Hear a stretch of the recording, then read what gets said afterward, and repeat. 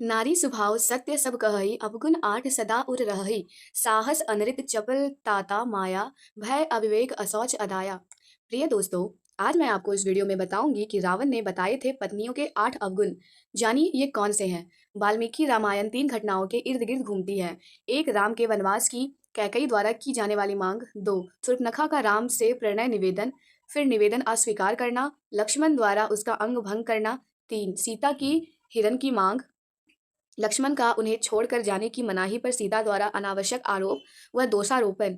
अंतिम, इस घटना का परिणाम यह हुआ कि सीता असुरक्षित हो गई, अपहरण हो गया और युद्ध का कारण बना रामायण रची गई। वास्तव में ये घटनाएं बताती है कि जीवन सुखद ढंग से निर्वाह किया जा सकता है यदि स्त्रियों में ये दुर्गुण ना होते, वह वे स्वभाव से चंचल ना होती। रामायण में कैकई और शूर्पणखा जैसी महत्वाकांक्षी और पहल करने वाली स्त्रियों को भी घृणित व नकारात्मक छवि वाला दर्शाया गया है।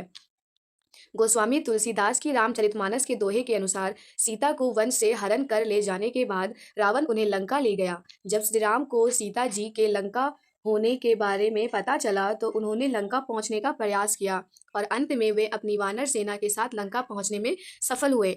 उनके लंका पहुंचने की खबर जब लंकापति रावण के राजमहल तक पहुंची तब रावण की पत्नी मंदोदरी डर गई। वह तुरंत अपने पति के पास गई और उनसे अर्ज की कि वह युद्ध ना करे, सीता को उनके पति श्री राम को सही सलामत वापस दे दे और उनसे क्षमा मांग ले। अपनी पत्नी की बात सुनने के बाद रावण ने उसे पत्नियों के 8 अवगुणों के बारे में बताया।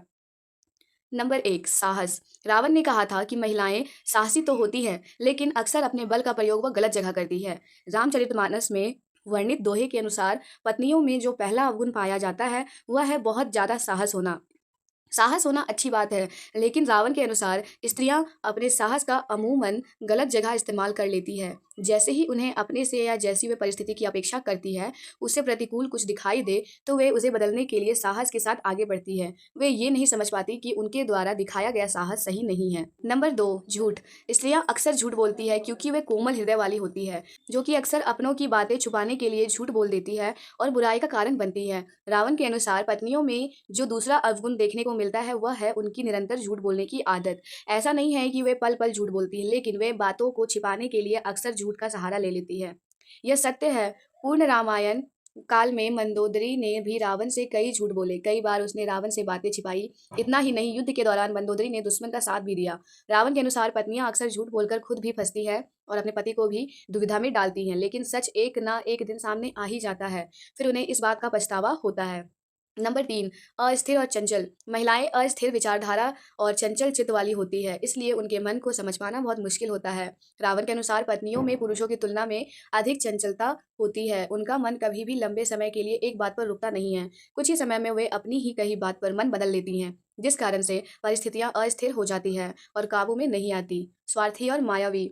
महिलाएं स्वार्थी और जिद्दी होती हैं और अपनी जिद को पूरा करने के लिए वे कहानियां गढ़ने और मायावी खेल भी खेल जाती है। रावण की पत्नियों के जिस चौथे अवगुण के बात की थी वह है उनके माया रचने का अवगुण। उसके अनुसार यह स्त्रियों की एक कला है। वे जानती है कि किस समय क्या करना है ताकि परिस्थिति उनके अनुकूल हो। रावण के अनुसार स्त्रियां अपने खुद के स्वार्थ को पूरा करने के लिए कई प्रकार की माया रचती है। दुनिया उनकी इस माया से बेखबर होती है। अपना काम सिद्ध कराने के लिए महिलाएं क्या क्या करती है इसकी भी चर्चा की है लंकापति रावण ने। रावण की राय में अपनी बात मनवाने के लिए स्त्रियां रूठती है, रुष्ट होने का नाटक करती है, कई बार प्रलोभन देती है और साथ ही जब जरूरत पड़े तो कार्य सिद्ध कराने के लिए सामने वाले व्यक्ति को हर तरीके से मनाती है, लेकिन अंत में अपना काम करवा लेती है। नंबर 4, घबरा जाती है। यद्यपि महिलाएं साहसी होती है, लेकिन विकट परिस्थिति आते ही वह बहुत जल्द हथियार डाल देती है। रावण ने पत्नियों के जिस 5वें अवगुण की बात की है वह है उनका डरपोक होना।